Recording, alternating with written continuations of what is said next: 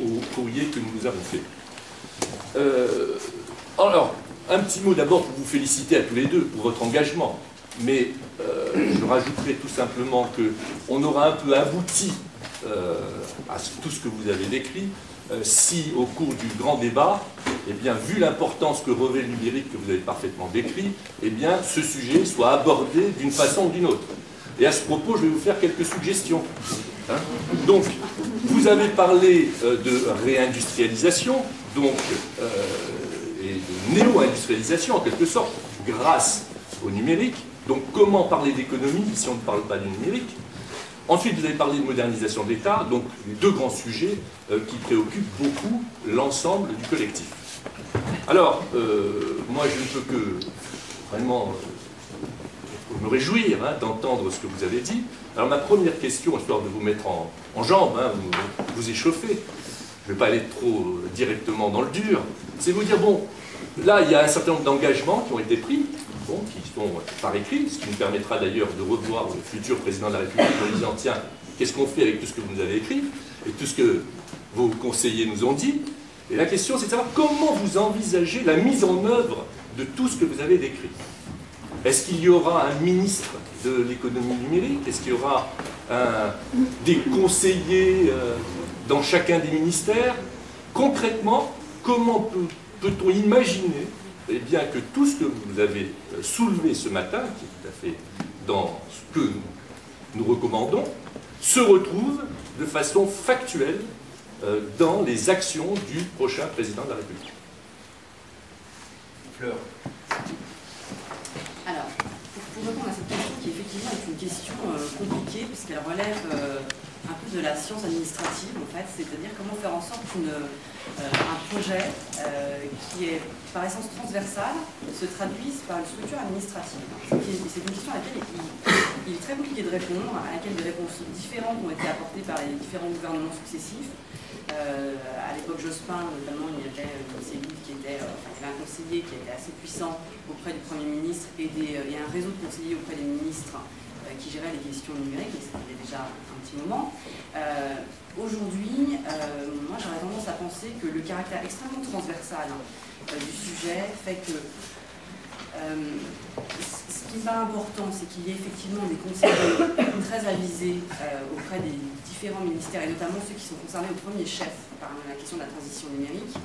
Je pense en particulier à la santé, je pense à l'industrie évidemment, je pense à l'éducation, je pense à l'écologie ou au développement durable. Vous savez bien qu'on ne sait pas aujourd'hui, en tout cas François Hollande ne s'est pas prononcé sur la structure qu'il entendait donner à son gouvernement. On sait juste qu'il y aura une quinzaine de pôles, mais on ne sait pas exactement quels seront ces pôles. Donc il faut qu'il y ait à la fois une volonté gouvernementale très forte, présidentielle, portée par le président de la République et par le Premier ministre, extrêmement forte, extrêmement déterminée, pour faire en sorte que le numérique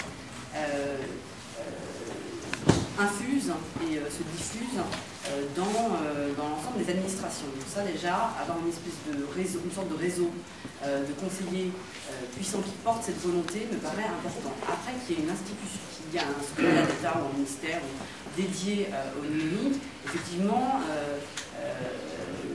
que la politique soit incarnée administrativement, c'est toujours mieux qu'elle soit diluée dans différentes structures.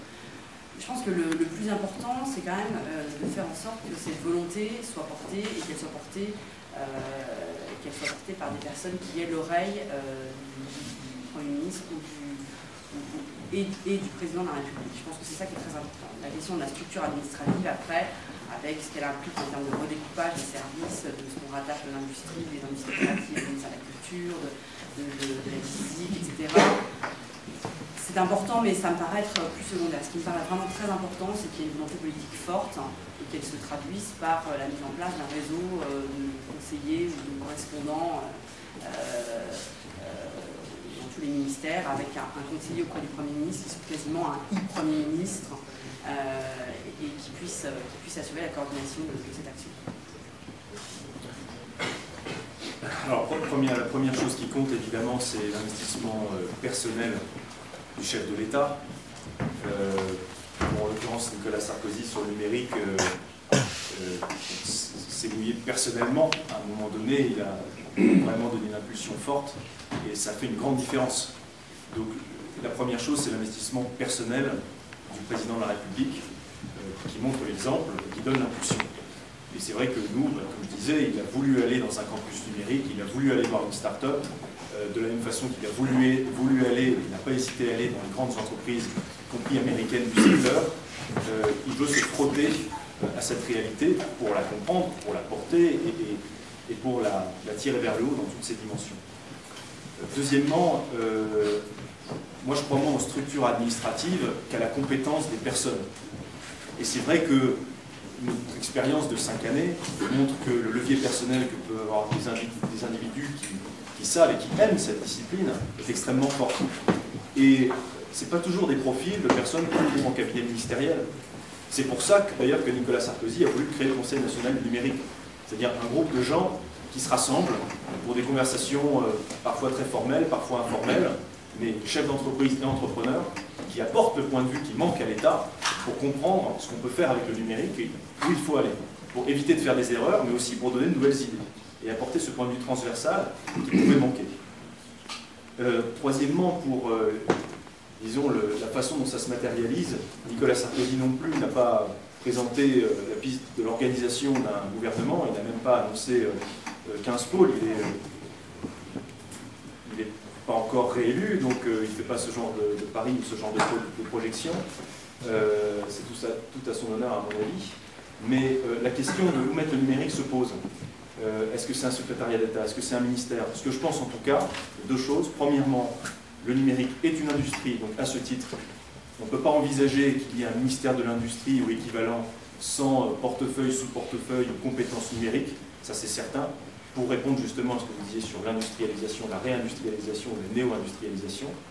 Et deuxièmement, en ce qui concerne la réforme de l'État, nous proposons la création d'une agence pour l'innovation par le numérique, qui n'est pas une énième agence ou administration lourde, qui est plutôt un petit groupe de personnes, assez ramassées, qui est un point de vue transversal sur ce que font tous les différents services, toutes les différentes initiatives, toutes les différentes administrations qui gèrent au jour le jour les questions numériques. Et il y en a beaucoup, il y en a une dizaine. Que ce soit DISIC, Etalab, toutes les directions qui s'occupent, même la documentation française qui gère un certain nombre de services publics, pour avoir un œil transversal sur ces différents services et s'assurer que certains critères soient respectés, l'efficacité, l'innovation, la création à chaque fois d'un dialogue et de synergie avec le secteur économique en question, c'est-à-dire les acteurs du numérique comme nous, faire en sorte qu'on soit dans une logique d'innovation, qu'on aille chercher des PME qui sont dynamiques et qu'on ne reste pas dans une logique très conservative de reconduire toujours les mêmes prestataires ou les mêmes partenaires. Et enfin, l'objectif de cette agence serait d'avoir ce point de vue transversal pour également identifier ce qui, dans les activités de l'État, peut donner lieu à la création de nouvelles filières, à de nouveaux métiers. Je prends souvent l'exemple de l'open data, la libération des données publiques. C'est formidable parce que, comme je disais, ça déverse beaucoup de matières premières sur le secteur du numérique. Eh bien, plus on avance dans l'open data, plus on se rend compte qu'il y a peut-être matière à créer une filière dans les statistiques, dans l'intelligence des données, qui existe déjà mais qu'on peut peut-être élargir, ou qu'on peut peut-être modifier, dans laquelle on peut rajouter des cours, pour travailler sur cette matière.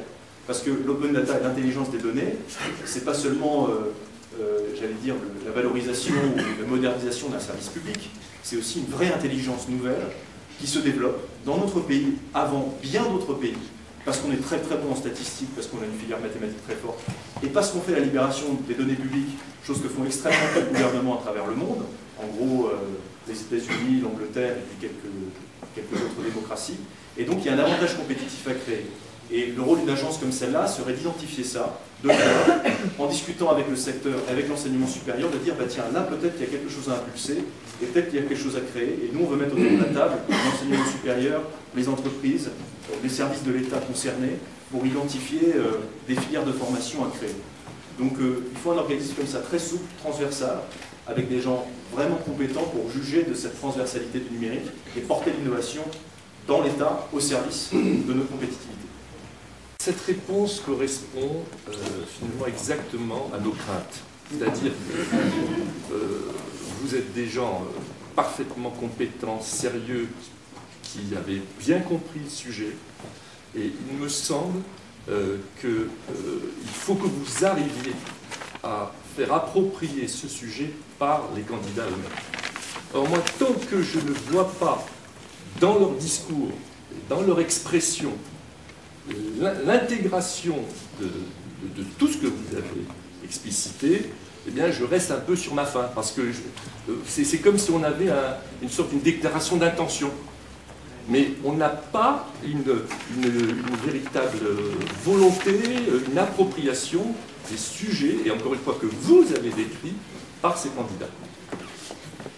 Bon, d'abord, pour nous deux, enfin, vous me direz, mais d'abord, de ce point de vue-là, si vous voulez une réponse très concrète, il faudrait qu'on sache quel est votre souhait de ce point de vue-là, dans l'incarnation, entre guillemets, administrative ou ministérielle du secteur du numérique. En l'occurrence, on qui veut sur le Premier ministre. C'est ça. On travaillera ensemble. Mais en tout cas,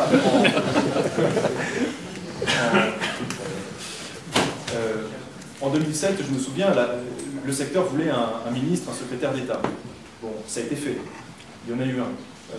Secrétaire d'État, ensuite ministre intégré à l'industrie. Et bon, excusez-moi, mais Nicolas Sarkozy, il s'est vraiment mouillé sur la question du numérique. Chacun sait que ce n'était pas sa grande spécialité. Il n'est pas né avec un ordinateur entre les mains. Mais depuis 2007, il a quand même énormément évolué sur le sujet. Et quand il s'est saisi du sujet, quand même, ça a fait la grosse différence. Création du CNN, le IG8, rassembler la terre entière à Paris pour parler des questions du numérique, mettre le numérique et Internet à l'ordre du jour du G8 de Deauville, ce qui était la première fois sur la scène internationale, maintenir le GE8, pousser le Crédit Agricole qu'il a défendu bec et ongle malgré la crise, faire les investissements d'avenir, cibler quand même pour 4,5 milliards d'euros sur le numérique, pas seulement l'équipement mais aussi les usages, développer un vrai dialogue avec le secteur économique, avoir une vraie écoute. Il a reçu le CNN 3 fois en moins d'1 an, pour des discussions d'ailleurs très riches, très vives. Il vous a reçu également. Il est allé sur le campus numérique. Il a décroché des investissements à forte valeur ajoutée de Google en Europe. En France, ça peut faire débat, mais cette bataille, nous l'avons réussi et c'est bon pour l'écosystème. Il est allé sur le campus numérique de Ionis il y a 15 jours. Ça n'a pas été énormément relayé, mais il y a été. Il est allé au contact des jeunes qui travaillent dans ce secteur économique. Il a délivré un message que moi je trouve assez puissant, d'autant plus volontiers que je n'ai pas fait les éléments de langage, ce qui prouve bien qu'il s'est vraiment approprié cette matière, et il a expliqué sa vision du numérique, qui était un secteur de liberté, et ce qui l'intéresse, lui, à titre personnel, c'est pas tant les technologies que les valeurs sous-jacentes. La valeur de liberté, la valeur de partage, l'idée qu'on peut réussir dans ce secteur où il n'y a aucune barrière à l'entrée, ou un jeune de banlieue qui va peut-être avoir des handicaps pour accéder à d'autres métiers, parce qu'il n'a pas forcément réussi ses études, ou qu'il aura du mal dans les entretiens d'embauche. Eh bien, dans le numérique, il peut se déployer et devenir le meilleur développeur du monde, et parler à travers l'informatique un langage que parlent plein d'autres personnes dans le monde, y compris dans d'autres pays. Moi, je veux bien qu'on m'explique, parce que je relayerai l'information, ce qu'on doit faire de plus, mais en termes d'incarnation, en termes d'appropriation du sujet, après, la presse relève ou pas, mais il s'est vraiment investi sur le sujet, et je pense que vous savez.